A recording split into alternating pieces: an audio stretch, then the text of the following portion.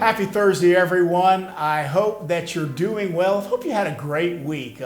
For folks that are celebrating Holy Week, it's a great week. I know that Passover as well, and so there's a lot of time for a great reflection. You know, the great work that we do. Many of us are driven by our faith and our commitment, and we very much appreciate all of the folks that are involved in our faith community that can get involved in the work that we do.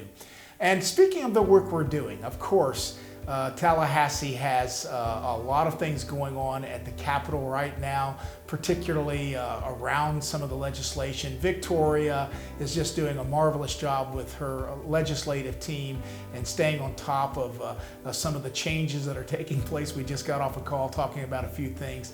She's doing a fantastic job in that. And in our funding area, I can just tell you that there's going to be a lot of conversations.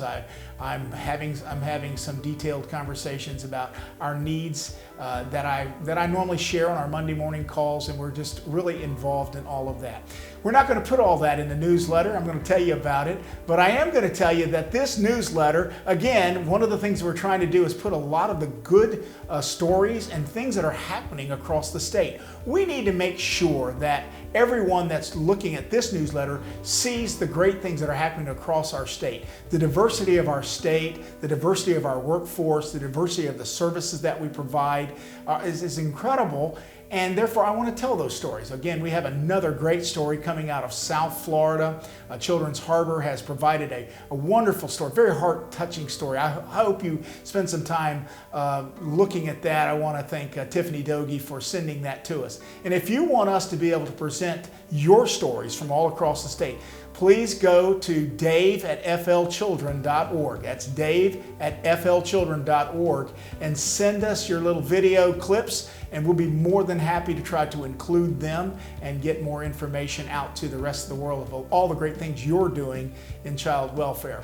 Also, there are a couple of things that I want to just laud. First of all, we had an exceptional month last month as we worked with our National Social Workers Month and our recognition, put out a lot of good video and clips across the internet, and just some of the real touching stories about the people that do this work.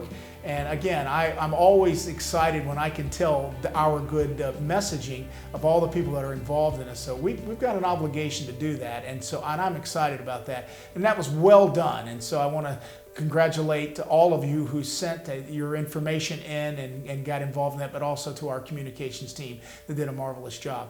Moving in from April 1 to April 30th is Child Abuse Prevention Month. An important month that we're going to highlight and focus on a lot of the issues that we're dealing with, a lot of our programs that we're involved in that's working with other organizations across the state to address this issue.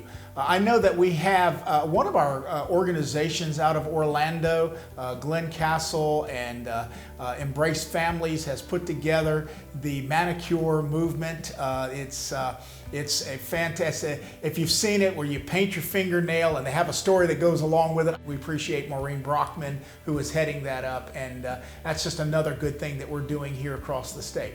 Well, hope you have a great weekend. Hope you enjoy your Sunday, Easter. Hope you have a good time as you spend some time with the family. And then let's get back to work on Monday, as we've got a lot of great things going on next week. We'll get back with you and tell you about all the wonderful things happening up here in Tallahassee. Have a good weekend. God bless.